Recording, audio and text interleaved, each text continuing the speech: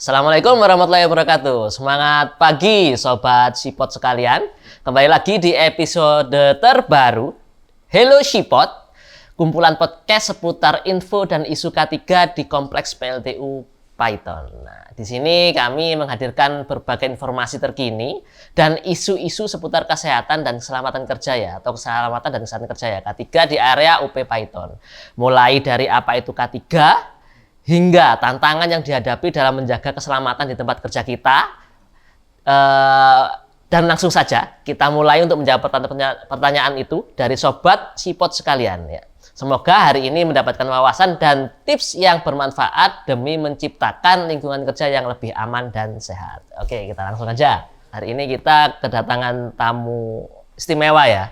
Jadi di sebelah kanan saya ini ada Pak Bekti. Pak Bekti ini adalah HSSC Manager, Health Safety Security Manager ya. Health Safety Security Compliance Manager dari PT POMI. Kalau di sebelah kiri saya ini adalah Pak Bagio. Pak Bagio ini adalah head dari K3, head dari safety di PT YTL Jawa Timur. Nah, ini kita mungkin nanti akan ngobrol-ngobrol santai gimana sih bapak-bapak K3 ini nanti bagaimana mereka mengelola K3 di kompleks PLTU terbesar se-Asia Tenggara ini ya, salah satu kompleks PLTU terbesar se-Asia Tenggara ini ya, gitu ya. Saya sendiri, kenalkan saya Bagas Kencana Yulindra, saya selaku asisten manajer K3 dan keamanan di PT PLN Nusantara Power UP Python. Oke, ini ada tim saya, Mbak Enggar. Mbak Enggar, pertanyaan pertama Mbak Enggar, langsung aja Mbak Enggar. Yeah. Boleh saya dengan pertanyaan ya Pak? Yeah. Yang pertama, apakah menjadi officer K3 banyak enaknya atau banyak nggak enaknya nih Pak? Silahkan dari Pak Isi. Oke. Oh, saya dulu ya. Langsung Pak Putih. Oke, kalau kita bicara, kita bikin terminologi dulu. Kita ngomong safety officer, ini kan petugas keselamatan ya. Ini tidak peduli jabatannya di mana, gitu kan ya. Nah, kalau kita ngomong banyak enaknya atau banyak nggak enaknya, sangat tergantung pada seseorang yang menjalani. Karena kalau kita ambil enaknya, ya akan banyak enaknya. Apalagi kalau sudah kerja gitu kan, ya nggak kepikiran jadi pengangguran gitu ya. Nah, kalau kita bicara enaknya menjadi safety officer, ya selain pekerjaan kita ini merupakan pekerjaan yang kita bisa membawanya dari sisi yang lebih santai, pekerjaan kita ini selain menghasilkan gaji tiap bulan, karena tujuan kita ini kan juga menyelamatkan karyawan dari kecelakaan. Kalau kita lakukan dengan ikhlas, akan dinilai sebagai amal perbuatan yang baik gitu ya. Nah, itu beberapa enaknya jadi safety officer. Nggak enaknya, ya ini sangat tergantung pada budaya keselamatan di Indonesia gitu ya, yang menganggap kadang-kadang beberapa, nggak di sini lah ya, keselamatan itu kadang-kadang sebagai penghambat gitu. Kerja lama karena nggak boleh ini, kalau naik scaffolding atau naik tangga harus pakai full body harness, menjadi penghambat sehingga kadang-kadang ada yang memandang bahwa petugas K3 ini hanya menghambat proses pekerjaan gitu ya. Nah, ini tantangan dari teman-teman safety officer sebenarnya, bagaimana sih mengelola itu, karena kalau safety officer bisa menjadi mitra yang baik, fasilitator yang baik, advisor yang baik, tantangan-tantangan itu akan menjadi ya kesenangan tersendiri karena kita bisa berinteraksi dengan banyak orang dan juga membantu proses pekerjaan itu selain tepat waktu tapi juga selamat gitu ya. Jadi tujuan dari K3 kan sebenarnya pertama itu kita bekerja itu tepat waktu, datangnya sehat, ya pulangnya juga harus selamat gitu. Nah, itu tantangan-tantangan di lapangan, kita ngomong tantangan aja deh ya, jangan ngomong nggak enaknya. Ya, ini kita berhadapan dengan banyak orang, kadang ada yang nggak terima, ada yang terima, kemudian tuntutan progres pekerjaan. Nah, ini kita yang perlu untuk ya menyeimbangkan semuanya itu. Kadang-kadang ya kita harus ngegas, ngerem, bagaimana kita memastikan bahwa walaupun deadline itu ada, namun bagaimana kita sebagai petugas keselamatan memastikan koridor keselamatan itu berjalan gitu. Nah, enaknya yaitu tadi kita ketemu banyak orang, kemudian kalau kita bisa mengelola dengan baik, itu menjadi kesenangan kita setiap hari sebagai petugas safety officer gitu. Nah itu menurut saya, mungkin bagi Pak Bagas ada pandangan lain ya. Kalau saya ya sama ya. Kalau ngomongin K3 ini mirip-mirip ya kan, budaya K3 ini ngurusi budaya ini kan kita cenderung kepada orang ya.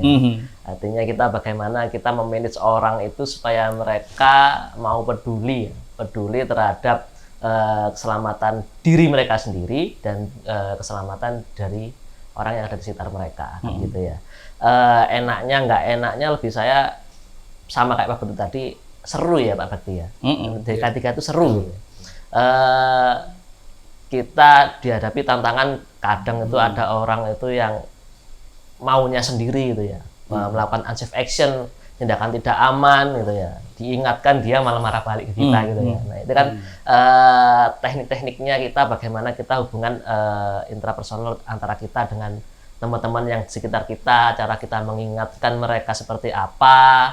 Saya kira itu ilmu-ilmu yang menurut kita menarik untuk kita, pengalaman sehari-hari berinteraksi dengan mereka itu kita sangat menarik. Jadi kita nggak hanya ngurusi terkait dengan peralatan aja, tapi juga dengan manusianya. Itu menurut saya sangat menarik ya kalau di kita ya. Mungkin taruh dari Pak Bakti gimana? Pak Bakti gimana? Pak Bakti? Ya. Jadi memang safety officer ini boleh dibilang ya profesi yang sifatnya mengajak ya orang untuk supaya hidup selamat gitu ya. Nah, ini pengalaman beberapa teman itu ada juga saya melihat tergantung dari organisasinya sebetulnya. Dan alhamdulillah kalau saya sih pengalamannya, kita mungkin di CPLTU kita memiliki sistem yang sudah bagus gitu ya, dan orang-orangnya juga enak gitu diajak untuk melakukan kebaikan dalam rangka keselamatan kerja. Nah, tantangannya adalah beberapa karyawan atau orang-orang yang kita hadapi ini kan susah diajak ya. Karena mereka memiliki banyak karakter atau perilaku yang berbeda ya, tergantung dari mana dia berasal. Nah ini menjadi tantangan sebetulnya buat kita sebagai safety officer, bagaimana kita bisa mengencourage, mengajak mereka untuk sama-sama ayo bahwa safety ini adalah kebutuhan gitu loh. Kebutuhan kita, kebutuhan mereka. Jadi bukan menjadi penghalang gitu ya mereka dalam bekerja ya, sehingga menghambat ya. Biasakan kan kalau selama ini kita selalu begitu ketemu orang, kita ingatkan, mereka selalu menganggapnya, wah ini safety ini selalu cari-cari masalah gitu kan, mematikan. Padahal kan tujuan untuk mereka sendiri gitu. Nah ini yang alhamdulillah kalau di tempat kerja kita ya di PLTU ini kan alhamdulillah saya merasakan teman-teman semua bahwa oh safety ini memang kebutuhan kita. Itu yang saya makanya merasa menikmati sebagai safety officer. Jadi kalau berbicara tentang enak nggak enaknya, saya kira ya tergantung memang kepada masing-masing. Tapi kalau kita memang sudah mendalami bahwa profesi safety ini adalah pekerjaan yang sifatnya sosial ya, mengajak orang, nah ini akan menjadi suatu yang bermanfaat juga ya. Karena dinilai ibadah oleh Allah bahwa kita mengajak orang kebaikan gitu. Saya kira itu kalau menurut saya. Jadi ini banyak. Menarik katanya Pak Bagio ini ya. Ini kan bergantung juga sama orang-orang yang di sini karakteristiknya seperti apa ya gitu ya. Karena kalau saya nge-cite sedikit tentang satu statement di salah satu buku ya, Improving Safety Culture ya, karya Dominic Cooper kalau nggak salah. Dia ngomongin budaya itu adalah what we do around here ya. Apa yang kita lakukan di sekitar sini, orang-orang di sekitar sini melakukan apa itu ya. Artinya di situ ada kata-kata around here. Artinya itu mengacu pada suatu tempat. Artinya ketika tempat kita berubah nih ya, kita nggak, misalnya kita sekarang di Probolinggo nih ya, kemudian kita kerja di Singapura gitu ya, ini akan berbeda juga budaya orang di Singapura dengan di Probolinggo. Nah ini kan kalau kita lihat di Probolinggo ini, terutama di Paiton, daerah Jawa yang sedikit ke arah timur. Nah ini kan orangnya kan watak-wataknya kan juga sedikit unik ya, mungkin ya Pak Bekti, Pak Bagio ya. Nah ini kalau menurut Pak Bekti, Pak Bagio sendiri kesulitannya menghandle teman-teman dengan karakteristik yang ada di area Paiton ini kayak gimana sih? Iya, kalau kita ngomong kesulitan, kita ngomongnya tantangan aja ya. Tantangan menghandle. Saya gini, setiap daerah pasti ada budayanya. kalau kita bicara budaya sebenarnya nggak ada budaya yang lebih baik atau lebih jelek. Karena kita ngomong budaya kan ini sesuatu yang ada di suatu tempat, dipercaya itu benar dan diikuti oleh banyak orang. Nah, gitu ya. Nah, kalau menurut saya gini, karena pertama menjadi naluri setiap orang itu untuk selamat. Kalau cobalah tanya ke pekerja, ada yang pengen celaka hari ini? Tentu ngomong mereka tidak, gitu kan ya. Nah, ini bagaimana kita masuk ke situ? Karena saya selalu percaya bahwa setiap manusia itu punya ada sisi baiknya dan selalu ada sisi baiknya ya. Sehingga bagaimana kita melakukan pendekatan ke mereka. Ya bisa banyak hal yang bisa kita lakukan. Ada yang mulai dari mana yang dipandang sebagai ketuanya ini gitu ya. Atau siapa yang dipandang dihormati oleh mereka. Kita pendekatan ke sana gitu. Nah, dengan secara tidak langsung kita mempengaruhi budaya itu akan seperti apa nanti akan berjalan gitu ya. Lebih dari itu bahwa pendekatan-pendekatan yang humanis gitu ya. Ya kalau kita ngomong memanusiakan manusia itu selalu berhasil gitu ya. Kita ajak ngobrol, memastikan bahwa mereka tahu. Tadi disebutkan bahwa tujuan kita melakukan semua ini supaya kita ini bisa pulang terus setiap hari, bertemu oleh siapapun yang kita cintai gitu ya. Ada istri, ada anak, ada istri lagi kan gitu ya. Ya itu Dua istrinya. Dua istrinya ini ya. Ya bisa kan katanya 4 ya. Jalannya 4 ya. Oke. Tapi saya tanya itu ke istri saya, boleh asalkan bukan ke saya gitu. Ya itulah, kita harus bisa masuk ke situ dengan memberikan pengertian. Ya, saya jamin ini bukan pekerjaan mudah gitu ya. Karena sekali lagi mengajak ke budaya yang lebih selamat, dan saya kira seluruh daerah di Indonesia itu punya tantangan yang sama. Itu perlu waktu, perlu proses bagaimana kita menemukan titik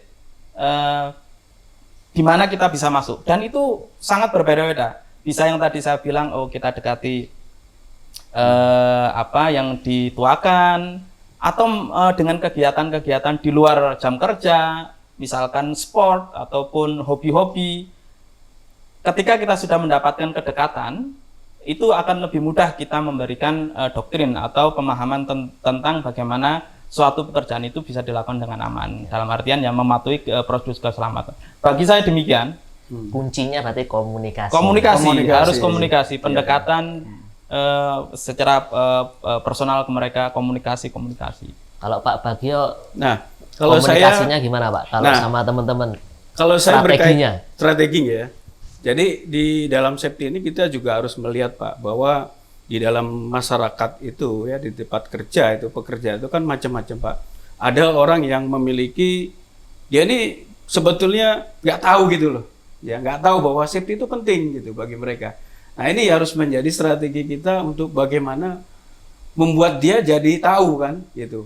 Nah kemudian ada juga tipikal orang-orang yang sebetulnya tahu tapi nggak mau melaksanakan. Nah ini, jadi kalau menurut saya pendekatan, memang komunikasi itu salah satu instrumen ya. Tapi yang paling terpenting ya itu adalah harus ada sistem dulu gitu, sistem pembinaan ya, pembinaan dari awal kepada karyawan ya sebelum mereka bekerja ini harus dibuat dulu, dibentuk ya bahwa mereka ini akan memasuki budaya kerja yang demikian gitu loh. Kita sudah punya. Nah, makanya beruntunglah bagi perusahaan-perusahaan yang sudah menjalankan sistem manajemen K3 sehingga ini bisa diterapkan kepada semua level lah, semua jenis apapun orang, budaya, dari mana asalnya, Jawa, Sumatera ataupun dari Sulawesi, selama kita bisa melakukan ya strategi membentuk ya orang-orang ini supaya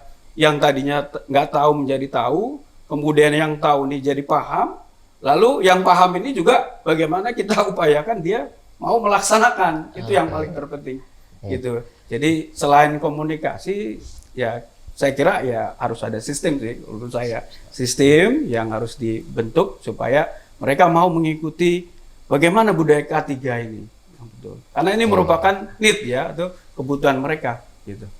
Saya kira itu Pak kalau saya sih. Sepakat saya. Saya juga pernah baca bukunya terkait dengan BBS ini, Behavior Based Safety. Ngomongnya behavior based safety itu kan dia kalau nggak salah itu ada salah satu pakarnya di situ juga ngomong juga. Jadi untuk informasi ya, behavior based safety ini adalah suatu tools metode untuk kita teman-teman K3 ini ya, untuk melakukan modifikasi perilaku ya. Betul. Dari tenaga kerja yang ada di tempat kita gitu ya. Dikatakan di sana kalau kita pengen memodifikasi perilaku dari pekerja yang ada di tempat kita, membudayakan pekerja di tempat kita, maka kita harus menyiapkan dulu sistem manajemen K3-nya gitu ya. Kalau sistem manajemen K3-nya belum disiapkan, ya nggak bisa kita melakukan modifikasi perilaku. Jadi pada intinya dasarnya dulu, sistem manajemen K3-nya dulu disiapkan gitu ya. Baru kita bisa kemudian ngomongin nanti, ayo nih kita komunikasi nih, ini gimana, teman-teman pengennya kayak gimana K3 dibangun seperti apa supaya menjadi lebih baik kan seperti itu ya. Oke, menarik. Oke. Apa itu? Apakah menjadi officer K3 adalah impian atau cita-cita pada awal karir atau nyemplung ikut arus aja nih Pak? Menarik. Pertanyaannya ke siapa ini? Ke Pak Bagio? Saya Pak Bekti. Pak Bagio. Pak Bagio. Oke, Pak Bagio. Wah, pertanyaannya menarik juga nih. Jadi ya memang saya kira kan profesi K3 ini kan boleh dibilang masih belum umum ya, orang banyak yang belum tahu. Kita pun waktu kecil dulu, saya yakin Pak Bekti, ya Pak Bagas, pasti cita-cita nggak mungkin kan safety guna Pak ya. Saya dari dulu nggak ada safety. Saya dari awal lahir langsung safety. Jadi ya, saya cerita akhirnya. Ada videonya nggak Pak? Belum ada belum ada videonya. Jadi kan selalu kalau kita ditanya orang tua dulu ya kita mau jadi apa? Kalau nggak dokter gitu kan. Presiden gitu ya. Pilot, ABRI gitu kan. Nah, jadi memang kalau saya pribadi ini memang bukan cita-cita kalau dari awal ya. Cuma ketika memilih ya menentukan apa sih yang mau kita lakukan nanti dalam membaktikan keilmuan kita, ya mau nggak mau kita terpaksa harus mencintai gitu kan. Karena waktu itu juga saya terlibat kuliah di K3 ini juga boleh dibilang ya terpaksa karena pilihan sebetulnya. Pilihan kedua, yang pertama itu teknik, yang kedua ya kalau saya pribadi. Nah, cuma akhirnya ternyata begitu saya mendalami ilmu K3 ini ketika kuliah, alhamdulillah saya malah menyenangi, senang sekali. Jadi ilmu K3 ini ternyata sangat lintas disiplin, Pak. Jadi saya di sana kita diajarin bagaimana mengajak orang supaya berperilaku aman, selamat gitu ya, Pak ya. Kemudian selain itu juga kita diajarin tentang teknis juga, masalah-masalah yang berhubungan dengan mesin, dengan listrik, termasuk juga bagaimana penanggulangan kebakaran. Nah, di situ akhirnya saya tertarik, ini suatu ilmu yang bagus ini saya, dan sangat tertantang gitu ya. Artinya kita betul-betul mendapatkan banyak sekali gitu loh ilmunya. Sehingga ya pada akhirnya ya ini menjadi profesi yang memang saya senang sekali gitu. Sampai sekarang saya ternyata inilah alhamdulillah sama Allah diberikan takdir bahwa saya bisa berkecimpung di safety. Nah, itu yang saya senang. Itu Pak. Kalau saya ya. Kalau Pak Bekti. Pak Bekti saya Bekti. Kalau saya Pak Bekti ini kecemplung apa nyemplung ini? Kalau jawaban singkatnya kan sebenarnya takdir ya. Takdir. Iya, karena background saya kan D3 Hiperkes dan K3 di UNS. Itu kalau kenapa sampai ke sana ya sebenarnya dulu itu diminta teman untuk ngambil brosur. Sekalian ngambil brosur saya daftar gitu. UMPTN nggak lulus. Ya, akhirnya ya terpaksa kuliah di sana sampai mendapatkan pekerjaan pertama waktu itu. Kalau kita bicara seneng atau nggak seneng kan sebenarnya itu berjalannya waktu ya. Maksud saya gini, bahwa pertama ya background saya pendidikan di K3, kemudian mendapatkan pekerjaan pertama kali ya sebagai safety SHI koordinator waktu itu di dealer alat berat Caterpillar di Indonesia. Ya harus nikmati. Tadi kan kita sudah ngomong suka dukanya seperti apa. Saya juga nggak bisa ngomong kecemplung karena ya sampai saat ini saya masih berada di posisi ini. Banyak orang yang ngomong nggak seneng, tapi berpuluh tahun di tempat yang sama gitu ya. Terus ngomong nggak senengnya di mana berarti kan ya? Berarti kan seneng. Oh, seneng berarti, menikmati gitu kan ya.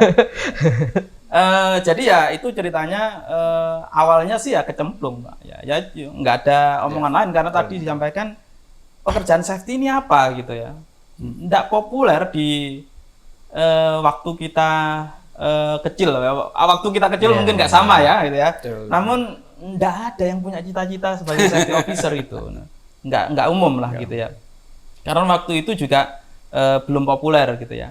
Ya akhirnya di posisi itu kemudian ya harus dinikmati kemudian ya. Tadi dengan senang suka dukanya yang demikian ya akhirnya ya sampai saat ini profesi kita ya sebagai safety officer ini gitu. Ya jawabannya ya kecemplung. Namun kemudian kita belajar yang paling asiknya kan sebenarnya bisa berinteraksi dengan banyak orang. Bahkan kalau kita beruntung gitu ya bisa keliling di banyak tempat gitu kan ya dengan ya kalau saya waktu itu karena ada 65 cabang di seluruh Indonesia terus berkesempatan untuk keliling untuk melakukan audit gitu. Ya dengan posisi itu ternyata saya bisa melakukan lebih, bukan hanya sekedar yaitu pekerjaan, tapi kemudian mengenal budaya, mengenal orang di tempat lain dan lain sebagainya ya. Jadi kemudian dinikmati ya sampai sekarang ini ya. Dari saya seperti itu jawaban saya. Nah kalau Pak Bagas, Kalau saya belum dulu itu dari lahir langsung safety. saya ini Dari apa namanya perawakannya Iya, gitu, merah sekali kan. tulang saya juga merah ini. Kalau saya dulu dipaksa oleh, nggak ngomong dipaksa juga ya. Intinya ayah saya dulu mengarahkan ini aja ke K3. Jadi saya kuliah di K3. Ayahnya K3 juga. Ayah saya dulu itu arsitek. Ibu saya dokter gigi. Jadi Lah waktu ayah saya kerja di Bergabung, proyek, kerja di proyek itu kan lihat tuh, wah ini temen K3 ini peluangnya pada waktu itu untuk berkarir itu besar gitu kan. Gampang dapat kerja lah gitu ya. Terus saya disuruh ayah saya untuk oke, kamu ini aja deh ambil jurusan K3 gitu. Padahal saya pengennya waktu itu masuk ke sipil. Kayak kakak saya. Kakak saya sipil. punya kakak saya sipil kan ya. Tapi disuruhnya K3. Oke deh, gitu. Akhirnya saya ke K3 pada waktu itu. Ya bermodalkan terpaksa ya. Terus masuk di dalamnya, terus saya waktu kuliah itu juga saya sempat kerja juga. Jadi ambil kalau ada spare waktu liburan itu kan teman-teman ini kan suka cari ceperan gitu ya, cari uangnya. Saya kerja di mana? Di smelting. Perusahaan smelter inilah biji besi. Nah, itu.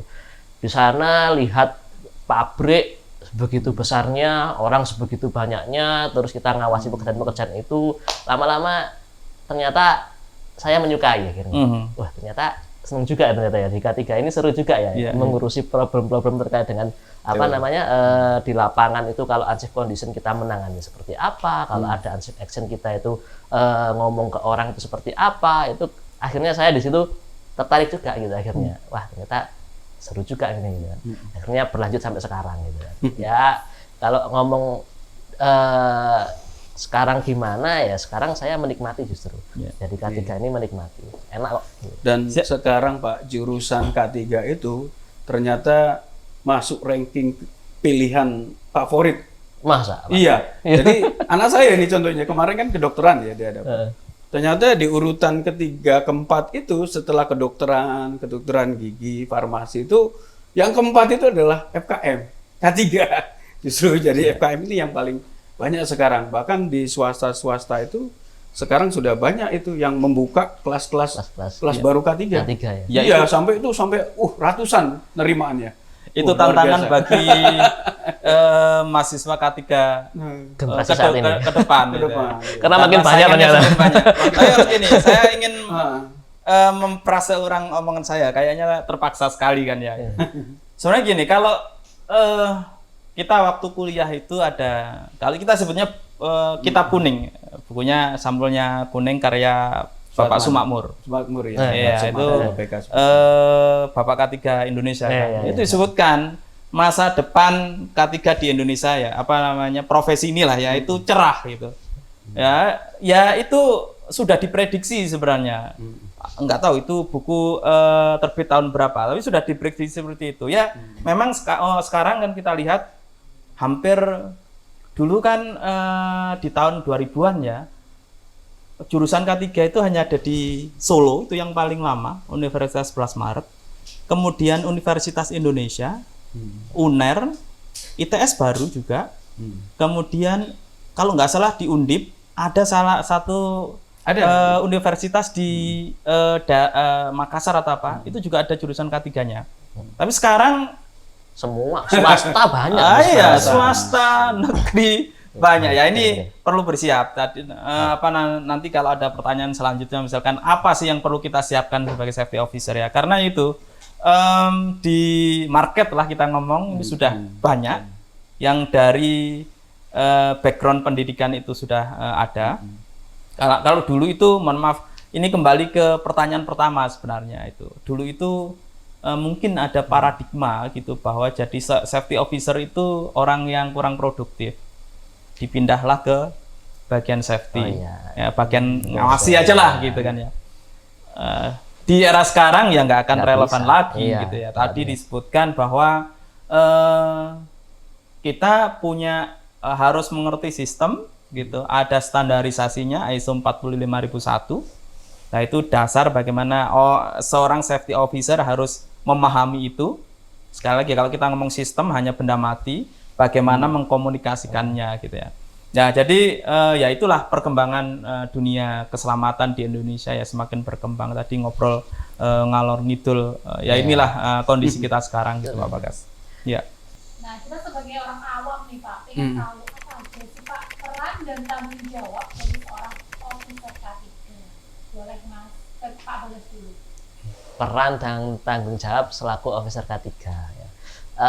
Jadi kita balik dulu nih ke definisi K3 itu apa gitu ya. K3 ini kan merupakan segala upaya yang dilakukan untuk menghindari terjadinya kecelakaan kerja dan penyakit akibat kerja. Nah, ini definisi K3-nya ya. Jadi kalau ngomong peran tanggung jawabnya apa nih gitu ya. Selaku kita ini officer K3 ya, kita akan mengupayakan segala hal untuk mencegah terjadinya kecelakaan kerja dan penyakit akibat kerja. Dengan cara apa? Banyak gitu ya. Tadi sudah kita ngobrol, kita firmkan nih, kita kita bangun nih sistem manajemen K3-nya seperti apa. Jadi sistem manajemen K3-nya kita bangun seperti apa. Itu kalau di Kemenaker Pak ya, sistem K3-nya seperti apa. Kalau di Ketenagalistrikan seperti apa? Di Ketenagalistrikan kita punya namanya SMK2, sistem manajemen ketenagalistrikan ya, keselamatan ketenagalistrikan gitu ya. Kemudian di ISO kita juga ada ISO 45001, dulunya OSAS 18001 ya. Nah, itu kita siapkan dulu dasarnya nih gitu ya. Sistem manajemen seperti apa. Dalam sistem manajemen itu juga ada banyak, ada pengukuran lingkungan kerja, bagaimana kita melakukan patroli P2K3. Nah, itu akan ada banyak di dalamnya. Jadi yang kita urusi banyak berkaitan dengan K3 dengan sistem manajemen K3 ini ya. Itu sistem manajemen K3-nya kita bangun. Kemudian berikutnya kita beralih kepada pembangunan dari budayanya seperti apa gitu. Jadi kalau ngomong budaya K3 ini kita ada 3 ya Pak ya, ada job factor, person factor, dan sistem manajemen ya. 3 hal ini, 3 unsur ini yang harus kita bangun di suatu perusahaan untuk membangun budaya K3-nya. Kalau job factor-nya itu mengenai bagaimana kita membangun behavior-nya tadi nih, kayak katanya Pak Bekti sama Pak Bagio tadi, gimana kita melakukan modifikasi dari konsekuensi ketika orang tuh melakukan kesalahan gitu ya, nggak ngomong kesalahan kan ya, melakukan aksi yang tidak aman gitu ya, itu gimana? Nah itu supaya mereka nanti berperilaku aman. Nah itu nanti arahnya ke sana. Kemudian juga ada person factor. Person factor ini berkaitan dengan safety climate ya. Safety climate itu berkaitan dengan seseorang dari person factornya, psikologicalnya seperti apa, background latar pendidikannya seperti apa, punya kompetensi apa, itu di person factornya. Jadi selain kita siapkan sistem manajemennya, kemudian juga kita siapkan bagaimana nanti dia behavioral seperti apa, kita siapkan juga kompetensi mereka nanti seperti apa.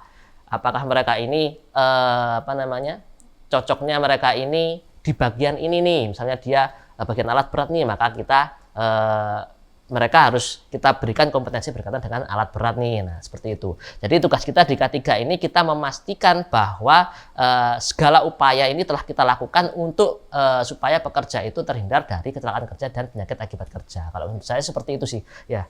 Kalau dari Pak Bekti, mungkin Pak Bekti.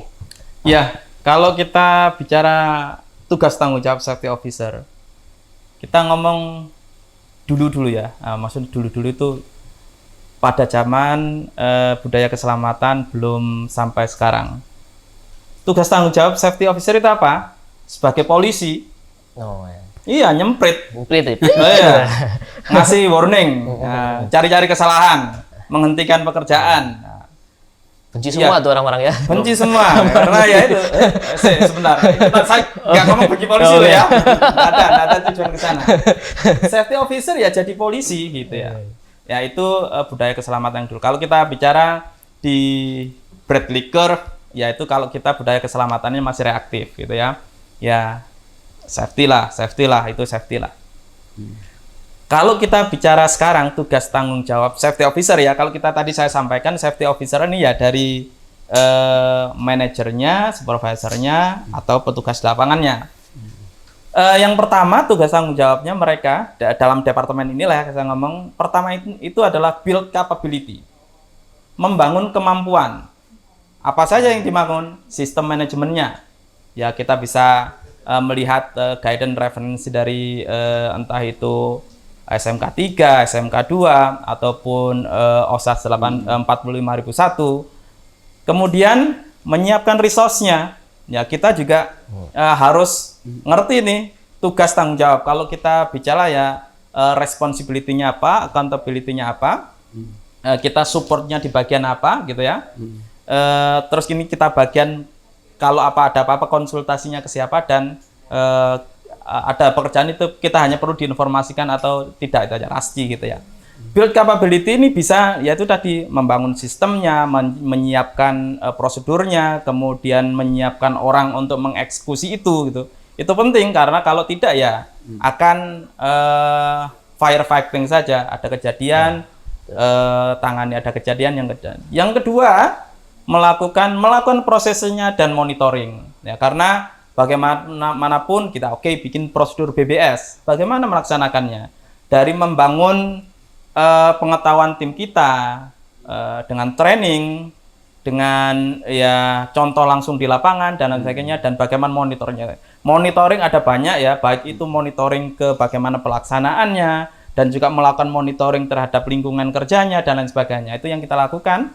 Kemudian evaluasi, kita juga bagian mengevaluasi sistem itu bisa dengan melakukan internal audit yang biasa kita lakukan, dengan external audit dari pihak ketiga, atau ya kita pakai standar-standar lain untuk mengevaluasi ataupun menilai keefektifan apa yang sudah kita bangun. Yang terakhir ya tentunya continuous improvement, karena orang safety ini nggak bisa sekarang harus melek informasi dan melek teknologi, karena bagaimanapun dunia keselamatan itu selalu berkembang dari sistemnya, prosesnya, alat-alatnya. Sekarang AI. Pendeknya ya AI sudah itu. Sekarang ya ini melakukan inspeksi harus datang ke lapangan. Sekarang ada loh CCTV yang bisa mendeteksi nggak pakai APD.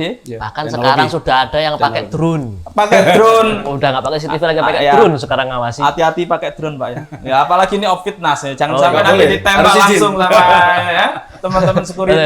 Jangan. Oke, izin dulu Pak, izin dulu.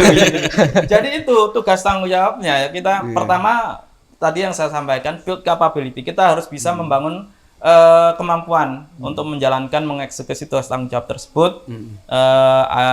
Tugas tanggung jawab kemudian itu berupa apakah itu prosedur, sistem manajemen yang kita mau adopt, mau kita kembangkan, memonitor dan menjalankan prosesnya, mengevaluasi dan melakukan evaluasi dan kemudian continuous improvement. Secara umum sekarang ini kalau kita bicara safety officer itu harus mampu menjadi advisor dan facilitator. Itu ya. Memberikan advice terhadap standar-standar keselamatan dan juga sebagai fasilitator itu. Kita harus bisa memfasilitasi bagaimana pekerjaan itu dilakukan dengan aman. Ya penting juga untuk mengetahui standar-standar itu juga. Kalau kita enggak juga ya itu main asumsi saja ya. Dan itu akan sangat berbahaya. Jadi ya itulah tugas tanggung jawab dari seorang safety officer.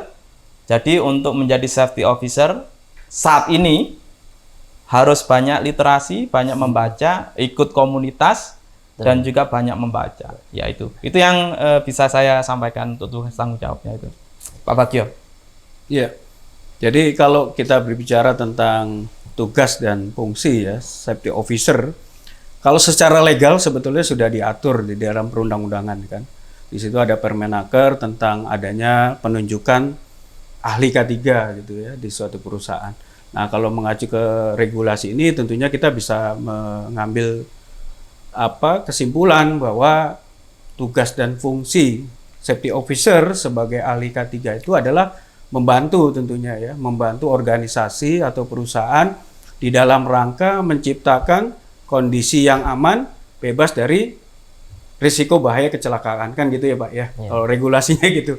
Sehingga di situ juga dijabarkan bahwa peran kita ini bukan sebagai orang yang punya power besar gitu sebetulnya ya. Artinya kita dibatasi. Kita difungsikan di situ sebagai sekretaris P2K3, membantu perusahaan untuk menjalankan peraturan perundang-undangan K3, bagaimana perusahaan ini akhirnya taat dan komplain terhadap peraturan-peraturan yang sudah ditetapkan oleh pemerintah. Karena ini menyangkut masalah hak dan kewajiban karyawan. Dan inilah tanggung jawab kita sebagai safety officer untuk memastikan bahwa organisasi itu betul-betul menjalankan hak dan kewajibannya, gitu. Kewajiban memberikan training, memberikan pemeriksaan kesehatan kepada karyawan, menjamin kesehatannya, kemudian membuat prosedur segala macam, dan itu adalah tanggung jawab organisasi, bukan kita secara individu sebagai safety officer. Nah, kita di situ perannya adalah membantu, Pak, ya, membantu organisasi gimana supaya mereka betul-betul melaksanakan peraturan perundangan ini, gitu. Nah, inilah makanya sekarang sudah mulai berkembang, bahkan sekarang sedang adanya SMK 2, kita dituntut ini, Pak, sekarang bahwa safety officer itu bukan hanya mengurusi masalah kecelakaan ternyata. Tapi juga loss control, apa itu? Yaitu aset, Pak. Karena di SMK 2 itu kan kita dituntut untuk menciptakan kehandalan. Kehandalan sistem. Kemudian juga orangnya harus handal, harus kompeten. Nah, di situ Pak, peran kita yang membantu sebetulnya ya sebagai istilahnya membantu supaya perusahaan menjalankan semua aturan-aturan ini berjalan ya, dan tujuannya ya tidak lain semuanya adalah kembali kepada manfaat dari kita menjalankan K3, yaitu tidak adanya kerugian atau loss. Kalau di SMK 2 kan tidak hanya kecelakaan ya Pak ya, setahu saya ya. Jadi itu juga aset, jangan sampai ada yang rugi, ada yang terbakar ataupun rusak segala macam, dan juga lingkungan.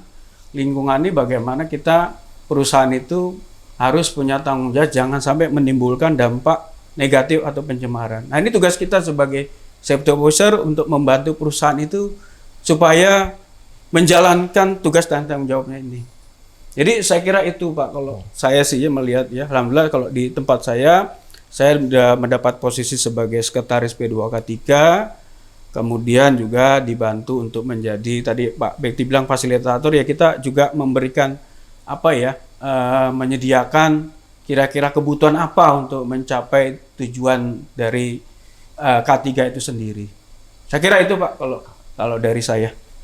Tadi nggak hanya ngurusi terkait dengan keselamatan. Betul. Karena kalau ketenaga listrikan kan ngomongnya di undang-undang Udah kan handal. aman, handal, dan ramah lingkungan. Ramah ya, lingkungan, gitu betul. ya. Jadi Terus masuk lagi ada 4 pilar itu ya. betul ada 4 4 pilar. pilar tuh. Apa aja 4 pilar tuh? Keselamatan instalasi, keselamatan Keselamatan lingkungan, keselamatan umum, keselamatan kerja. Betul ada 4. Luar biasa. Jadi ya. Jadi itu. Keselamatan semua tuh ya. Itu tanggung jawabnya orang ketiga semua apa gimana tuh ya? Bukan. Jadi gini Pak, konsepnya itu kita tuh kalau dibilang tanggung jawab sebetulnya safety itu adalah tanggung jawab setiap individu gitu kalau di undang-undang. Kemudian nanti di undang-undang itu kan diatur Pak, ada hak, ada kewajiban. Apa sih kewajiban perusahaan gitu ya? Apa sih haknya gitu? Dan karyawan juga gitu diatur Pak. Kalau dia nggak menjalankan kewajiban, ada sanksinya Pak. Jadi diatur semua itu di undang-undang. Jadi terutama di undang-undang yang terbaru ini kan ada tuh ya, undang-undang Cipta Kerja juga, ya, di mana ya tidak serta-merta suatu perusahaan itu bisa istilahnya memecat gitu. Misalnya orang yang melanggar kecelakaan, misalnya melanggar peraturan keselamatan itu nggak bisa Pak sekarang. Jadi nggak bisa serta-merta langsung dipecat, tapi dia harus ada proses pembinaan. Nah di situ makanya fungsinya ada undang-undang K3 dibuat. Nah kita sebagai safety officer itu adalah membantu perusahaan itu Pak. Saya jadi ingat dulu ada kata-katanya ya. Saya kutip sedikit kata-katanya dari dulu General Manager PT PLN NPU Python ya. Dulu masih PT PJBW Python. Mustafa Abdillah itu pernah ngomong gini. Sekarang dia VP di PLN kantor pusat. Betul. Dia pernah ngomong gini. Keselamatan itu memang hak kita semua ya. Betul. Tapi jangan lupa di balik itu ada tanggung jawab yang harus kita berikan untuk menjaga keselamatan kita semua. Itu kata-katanya Pak Mustafa Abdillah yang saya ingat dulu ya. Jadi nggak hanya hak saja yang didapatkan oleh para pekerja ini, tapi mereka semua masing-masing orangnya ini juga punya tanggung jawab terhadap keselamatan untuk diri mereka dan orang-orang di sekitarnya. Bagi orang awam, apa aja sih tips untuk menjadi officer K3 yang berkualitas? Mulai dari Pak. Iya. Oke.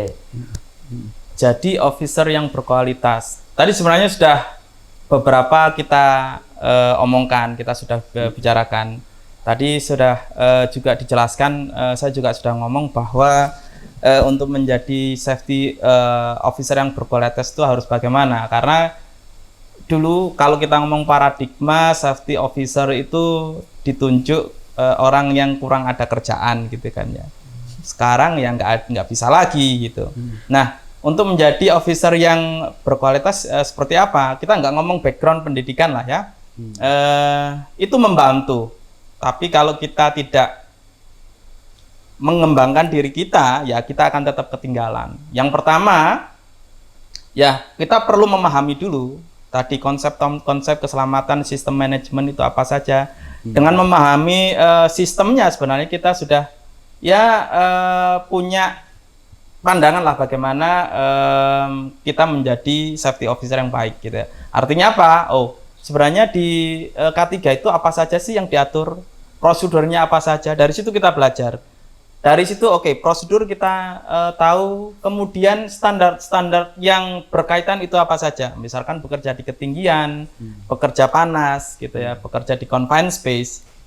Harus banyak literasi tadi yang saya sampaikan, dan juga komunikasi serta punya komunitas. Ini juga penting karena kita nggak perlu bukan nggak perlu belajar sendiri, itu penting. Namun akan lebih mudah kalau kita punya komunitas. Kayak gitu kita ini, kayak kita ini gitu. ya. Pak, tempatmu sudah melakukan ini, bikin apa saja?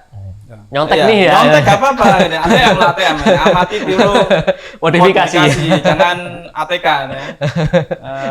Amati tiru ketiplek gitu kan. Ketiplek. Ya, kita selain itu kita dunia keselamatan itu sekarang sudah banyak standarisasinya, baik itu di sistem, proses, dan juga orangnya, gitu ya. Ya kita lengkapi nih dengan sertifikasi. Tadi kalau dulu itu AK3 umum itu masih lumayan sakral ya, kalau nggak punya background pendidikan ataupun punya pengalaman, kita sulit ke sana. Itu terkait dengan AK3 umum. Lengkapi sertifikasi itu. Tapi itu sertifikat itu hanya benda mati, gitu ya. Artinya apa? Ya kita boleh punya banyak sertifikat AK3 umum, TKBT, confined space, rigor segala macam. Yang lebih penting kita harus memahami bagaimana pelaksanaannya di lapangan, standarnya apa. Ketika kita menghadapi masalah itu apa yang kita lakukan. Nah, dengan memahami itu, prosedur, kemudian standar, kemudian bagaimana kita membawa diri. Ingat, safety officer itu banyak waktunya menghandle manusia, bukan mesin. Kalau mesin sampean getok-getok, nggak bales. Ya. Kalau orang manusia, jangankan digetok, diomongin saja bisa ngelempar kunci kan gitu. iya, jangan-jangan disantet nanti ya. Nah, ada santet kah? Satu yang minta disantet sampai sekarang nggak disantet ya. Bukan saya loh ya, waduh bahaya ini. Ya. Bagaimana kita membawa diri itu penting jadi safety officer. Kalau kita mudah beradaptasi, diterima, itu poin yang sangat membantu kita menjadi safety officer yang baik. Karena kita kan ini ngajak, tadi kita ngomong, safety officer itu ngajak orang, gitu. Lah bagaimana kalau kita nggak diterima? Itu. Nah, tapi ya itu, ngajak saja ya harus ada ilmunya dong, yaitu tadi. Lengkapi dengan sertifikasi, ikut seminar, belajar, kemudian ikut kursus-kursus. Itu yang bisa menjadikan diri kita menjadi safety officer yang baik ya. Kemudian setiap organisasi juga punya budaya masing-masing gitu ya. Ya kita harus bisa memahami budaya organisasi kita gitu. Ya ini secara umum ya, bukan hanya safety officer tetapi juga sebagai seorang karyawan, karena safety officer kan juga sebagai karyawan gitu ya. Nah, sebagai karyawan yang baik kita juga harus tahu kultur dari perusahaan kita gitu. Ditambah tadi itu, saya yakin kita bisa menjadi bukan hanya sebagai safety officer, tapi juga menjadi karyawan yang baik. Nah, itu pendapat saya Pak Bagas. Kalau Pak Bagas bagaimana ini? Tak bagi dulu deh, Pak Bagio. Pak Bagio, ini sudah saya tembak, ini bisa Bagas ya ternyata. Pak Bagio dulu. Pak Bagio. Jadi ya ini khususnya mungkin bagi rekan-rekan atau teman-teman saya yang sudah berkecimpung ya di dunia safety officer gitu ya. Nah, tips-tips apa saja ya, barangkali tadi sudah banyak disampaikan Pak Bekti. Namun kalau boleh saya menambahkan ya, yang terpenting adalah bahwa kita sebagai safety ini harus bisa atau memiliki soft skill ya. Itu yang paling penting kalau menurut saya. Jadi selain teori, kalau teori saya kira teman-teman udah banyak pasti dari pendidikan, dari training, dari mengikuti kompetensi segala macam. Tapi ada hal yang tidak diajarkan di training itu, di kompetensi itu, yaitu masalah soft skill. Jadi kemampuan kita berbicara, kemampuan kita mengajak orang gimana supaya dia mau melakukan perilaku yang aman. Kemudian kemampuan kita juga menyampaikan kepada pemilik perusahaan yang punya uang kan gitu Pak ya. Kita kan harus mampu gitu ya, mengajak atau merayu lah istilahnya ya, buat proposal ya, yang akhirnya ini bisa diterima gitu. Nah, keberhasilan inilah ya kuncinya kalau saya kira ya. Saya selalu juga mengajarkan kepada anak saya, soft skill ini harus penting. Ya, jangan hanya teori. Karena apa? Di tempat kerja itu yang dipakai itu justru itu ya sehari-hari. Komunikasi, public speaking, kemudian komputer. Wah, kalau komputer anak-anak sekarang pasti jago kan ya. Sudah jagonya tuh yang bikin video apa gitu ya, laporan segala macam. Nah, kemudian juga kemampuan bahasa asing saya kira itu ya. Nah, ini yang kalau di perusahaan multinasional ya. Betul, kalau mau kita terjun ke dunia industri internasional mau nggak mau memang bahasa terutama sekarang kan Tiongkok ya. Mungkin ya. Oh, iya. Banyak ya Cina ya. Jadi tantangan sekarang apa-apa dari Cina ya. Dari Kereta Cina, dari betul. Cina gitu ya. Nah, ini pembangkit juga part-partnya dari Cina gitu ya. Ya, mau nggak mau memang ya itulah saya kira menurut saya ya kalau untuk tipsnya buat teman-teman kemudian yang baru terjun ini. Kalau kayak kita sih udah tinggal nunggu pensiun aja kayaknya. Kok saya masih panjang nih. Masih muda. 100 tahun lagi lah saya. Oh iya. Siap. Iya, soft Jadi skill ini. seperti itu ya. Betul, Soft skill ini yang nggak diajari ya di sekolah. Betul, ya. nggak diajari Saya masalahnya, sendiri Pak. masih perlu belajar banyak ya terkait soft skill ini ya. Emang saya rasa yang nggak bisa kita baca di buku, nggak kita dapatkan di perkuliahan. Ini soft skillnya ini yang harus memang kita asah ya memang. Dari Pak Bagio gitu ya, soft skill, nanti literasi diperbanyakin, kompetensi. Nah, kalau dari saya sih ya, dari saya sih cenderung kalau kerja itu ya apapun profesinya ya, K3 atau apa, kerjanya dari hati. Dari saya. Ketika orang itu kerjanya dari hati, menjiwai sepenuhnya di pekerjaan tersebut, saya rasa dia pasti akan mengusahakan yang terbaik untuk pekerjaannya. Kalau saya rasa sih itu ya. Jadi penting juga tadi hard skillnya dipelajari, soft skillnya dipelajari. Nah, yang terakhir dari saya mungkin kalau bekerja dari hati, supaya nanti Insya Allah kalau kita kerja dari hati itu kita senang nanti ya. Bekerja dari hati, perilaku harus berakhlak gitu. Nah, semboh mana nih akhlaknya ini mana nih? Aduh. Niatkan tuh ibadah. Betul. Kalau kita di BUMN itu sudah ada akhlak, itu sebenarnya udah bagus banget sebenarnya. Jadi kalau kita cari kerja kompetensinya seperti apa sih? Itu tuh akhlak itu, amanah, kompeten, harmonis. Itu sudah bagus banget di akhlak itu sudah dapat kita pelajari gimana sih caranya kita bekerja sesuai dengan mendapatkan soft kompetensi yang bagus itu ya. Di luar kita faknya kuliahnya apa nih gitu kan ya, teorinya apa itu. Dari saya sih itu aja mungkin ya Pak Bakti. Apalagi Mbak Enggar. Harapan dan pencapaian terbesar apa menjadi officer K3? Oh ya, harapan ya. Harapan dan pencapaian ya. Oke. Kalau kita ya di orang K3 ini ya, harapan dan pencapaian terbesar apa ya? Satu doang kalau kita ini ya. Nggak ada kecelakaan.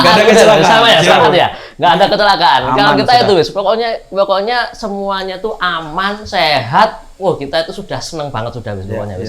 Zero accident tercapai sudah kita senang banget sudah wis. Karena bagaimanapun juga akhirnya ya itu kita kerja ini demi supaya teman-teman ini nggak mengalami kecelakaan, nggak kena penyakit akibat kerja ya itu.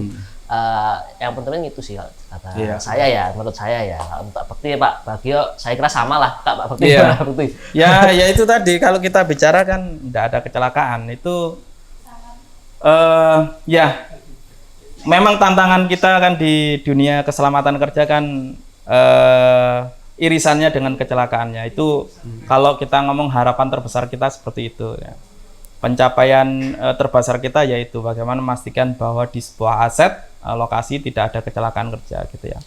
Dan juga di era sekarang ya bagaimana kita bisa comply terhadap aturan-aturan yang ada, baik itu ya standar internasional, peraturan perundangan dari pemerintah. Saya ingin ngomong sedikit kembali terkait dengan SMK 2 kan, kita ngomong sistem manajemen keselamatan ketenagalistrikan. Itu kan ada 3 aspek ya, aman, handal gitu ya, andal kalau kita ngomong andal itu reliability-nya. Nah itu kalau kita orang safety saja nggak mampu gitu. Yang kedua aman. Nah aman ini sebenarnya bagiannya dari K3 dan akrab lingkungan atau ramah lingkungan. Nah, ini teman-teman lingkungan. Jadi kalau kita bicara, kalau ini versinya K2 kan kita ngomong bahwa K3 itu pelengkap dari K2. Keselamatan kesehatan kerja itu sebagai pelengkap keselamatan ketenagalistrikan. Gitu. Karena itu digabung semua itu. Jadi kalau safety officer saja untuk mikirin itu ngeluh sudah pasti itu ya. Karena harus ada tim engineering maintenance di bagian reliability gitu kan ya. Tim K3 sendiri di bagian amannya, tim lingkungan. Jadi ini kerja bareng. Jadi itu tapi sekali lagi melihat bagaimana organisasi menentukan itu kan ya. Makanya pemimpinnya atau PJK2-nya kan dipilihnya memang orang yang punya wewenang penuh ya. Kembali lagi gitu. Kecelakaan tanpa kecelakaan, bagaimana kita berkontribusi terhadap lingkungan kita ya dengan mematuhi peraturan perundangan. Bagaimana kita meningkatkan budaya keselamatan ya sekarang ini di Python. Bagaimana cara kita? Nah kita ini sebagai satu kompleks gitu kan ya. Kita punya tanggung jawab juga bagaimana nanti ke depan bahwa lingkungan di Python ini menjadi barometer keselamatan di Indonesia. Itu ya. Bagaimana keselamatan itu dikelola. Itu. Bagaimana sih kita melihat bahwa aturan standar segala macam itu sebagai untuk memperkuat gitu ya, memastikan bahwa sistem kita di sini, kelistrikan kita di sini semakin handal, bukan sebagai penghalang lagi. Nah, bagaimana kita mencapai itu gitu ya? Ya ini kita kerja bareng, kerja tim. Harapan saya seperti itu, bahwa kita ini di kompleks Python ini disegani menjadi ukuran rujukan. Kalau ngomong safety, datang ke Python. Oh, benchmark-nya Benchmark kita di sini gitu ya. Ini tugas. Gak kemana-mana dong kita ya. Ya? Gak kemana-mana kita ya. Di sini aja berarti. Ya. Kedatangan tamu terus ya. Ya itu kalau kita ngomong legacy kan gitu ya. Iya. Legacy. Ya bisa setelah itu kita bisa pindah, nggak apa-apa. Itu kan? Nah itu sih harapan saya ya, bagaimana kita bisa zero accident itu ultimate goal, tapi bagaimana kita meninggalkan legacy lah bagi kompleks kita di sini gitu. Oke, luar biasa. Pak Bagio. Iya, kalau berbicara harapan dan pencapaian ya tentunya kita juga merujuk kepada teori tentang safety culture itu loh Pak ya. Kita tentunya kan keinginan siapapun ya, organisasi ya, perusahaan ingin bahwa bisa terbentuk yang namanya budaya K3. Nah, bagaimana budaya K3 yang benar itu kan di situ ada urutannya Pak ya, tingkatannya, mulai dari vulnerable sampai mencapai orang akhirnya mau saling mengingatkan. Itu yang paling menurut saya paling top ya, betul ya Pak ya. Jadi disitulah ya, kalau sampai di tempat kerja kita sudah muncul orang saling mengingatkan, bukan menyembunyikan, bukan malah takut gitu melaporkan ya. Nah ini yang seharusnya menjadi harapan siapapun lah ya, organisasi. Karena kita bekerja kan juga apa sih yang kita inginkan? Ya kita ingin bermanfaat kan, tentunya bagi organisasi, perusahaan, dan perusahaan juga ingin supaya ayo kita ini orang yang memiliki akal gitu ya, diberikan sama Allah akal untuk bagaimana kita menciptakan agar supaya kita sama-sama punya budaya K3. Jadi saling mengingatkan, kemudian juga pimpinan mau terjun ke bawah, ya yang bawah juga mau mengingatkan yang atas. Itu Pak yang saya harapkan kalau saya ya. Jadi bisa saling mengingatkan. Kalau nggak seperti itu Pak, bullshit Pak. Kita punya SMK 3 yang bagus, punya SMK 2 yang sudah nilainya sampai. Tapi di lapangan seperti itu. Jadi percuma. Jadi memang itu kalau saya sih harapan saya bisa terbentuk yang namanya budaya K3 yang saling mengingatkan, saling bahwa ini adalah kebutuhan kita bersama. Itu aja sih kalau saya Pak. Ya. Ini sejalan dengan tagline-nya PLN ya. Kalau di belakang baju saya nih. Ada Pak ya? Nah, tulisannya nih. Iya. Tidak ada yang lebih penting dari jiwa manusia. Mantap. Nah, ini kalau di PLN gitu. Jadi apa namanya? Kita ini percuma kita nilai NKO-nya, nilai kinerja organisasinya bagus 100 ya, 150 nah tapi ada kecelakaan kerja di sana ya. Artinya sudah nggak sesuai ini dengan tagline-nya kita tidak ada yang lebih penting dari jiwa manusia. Percuma kita punya kerja banting tulang dapat untung besar tapi kita melalaikan faktor jiwa manusianya gitu. Akhirnya dari PLN kita sama kayak katanya Pak Bagio tadi, kita di PLN ada nilai K3 yang kita tanamkan. Siap. Kalau di PLN semuanya harusnya ya, semua orang yang di PLN tahu ya, ada nilai budaya K3 yang kita tanamkan, yaitu peduli, taat, dan tanggap. Peduli katanya Pak Bagio tadi, kalau misalnya kita semua sudah saling peduli, saling mengingatkan, insya Allah kan kita kan budaya K3 itu sudah memang bagus gitu ya. Taat dan tanggap itu mengikuti ya, taatnya nanti taat terhadap peraturannya, tanggap kalau misalnya ada apa-apa langsung kita tindak lanjuti ya, jangan menunggu-nunggu karena kecelakaan kerja itu bisa saja datang tiba-tiba, kita nggak tahu waktunya kan ya, kecelakaan kerja itu ya. Nah itu kalau misalnya ada unsafe action, unsafe condition itu jangan menunggu-nunggu gitu kan, kita langsung aja gitu, kita tindak lanjuti, kita bawa ke rapat manajemen, kita putuskan ini harus apa kan gitu. Mungkin itu ya kalau dari kami ya, saya rasa ya. Mungkin akhir kata mungkin ada yang mau ditambahkan, mungkin Pak Bekti, Pak Bagio, terima kasih loh sudah mau datang di podcastnya kita ini ya. Pak Bekti mungkin akhir kata mungkin ada yang mau. Ya, tadi kita sudah banyak membahas ya tugas tanggung jawab, dan kita sudah sepakat bahwa pencapaian terbesar kita itu apa sih gitu ya, bahwa tidak ada celaka di tempat kerja gitu ya. Nantinya ya kita juga ngomong bahwa kalau kita ini sudah menjadi budaya gitu ya kan, kalau level budaya dari reaktif, dependent, independent, interdependent, ini kemudian dibawa ke rumah. Kita nggak ngomong on the job, tapi juga off the job safety gitu ya.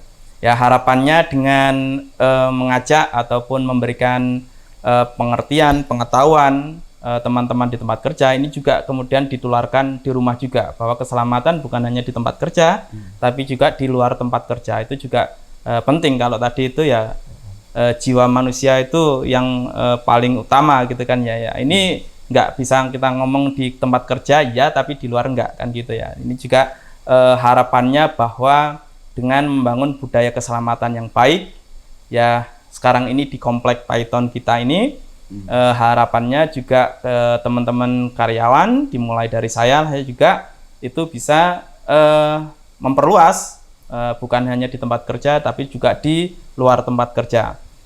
Dan juga tadi kita bagaimana bisa menjadi barometer, benchmark lah kita di sini, bagaimana mengelola kinerja keselamatan yang baik ya, itu yang menjadi rujukan.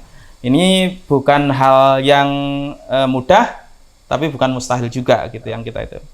Nah, ini bagi kita semuanya, teman-teman safety officer yang ada, bahwa tadi pekerjaan kita ini bukan hanya sebuah profesi, namun kalau kita dilakukan dengan hati tadi, kemudian kita tanamkan tadi itu konsep akhlak tadi, yakinlah bahwa apa yang kita lakukan ini bukan hanya bermanfaat saat ini, tapi di kehidupan yang akan datang gitu.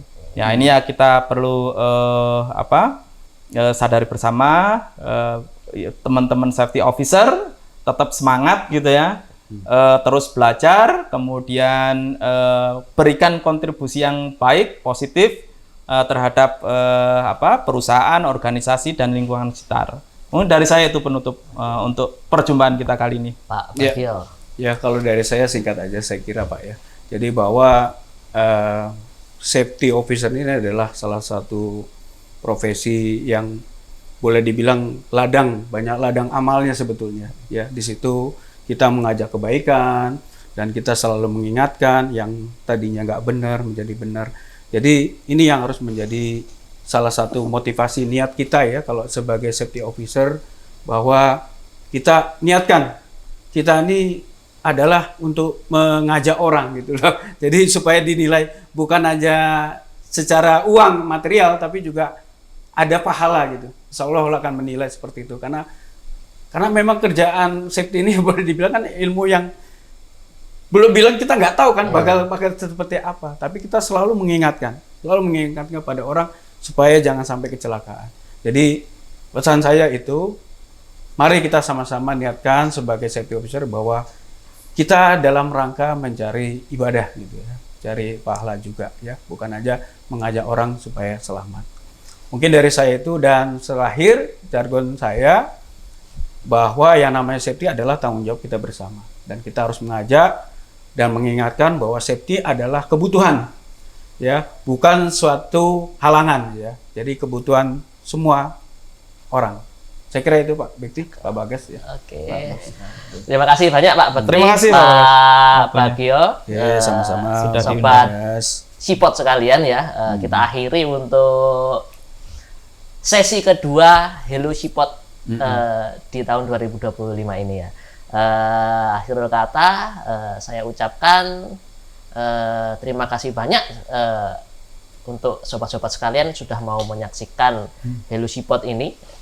Kemudian juga tidak lupa saya ingatkan untuk tetap selalu menjaga keselamatan, karena tidak ada yang lebih penting dari jiwa manusia. Jika bekerja, pulanglah dalam keadaan utuh, one piece, tidak ada satupun bagian tubuh yang tertinggal ya di tempat kerja ya. Tetap utamakan keselamatan kerja, harapannya nanti kita semua selalu diberi kesehatan dan keselamatan. Amin. Mungkin itu para sobat Sipot sekalian, kita akhiri. Terima kasih banyak. Wassalamualaikum warahmatullahi wabarakatuh. Waalaikumsalam warahmatullahi wabarakatuh. Pak.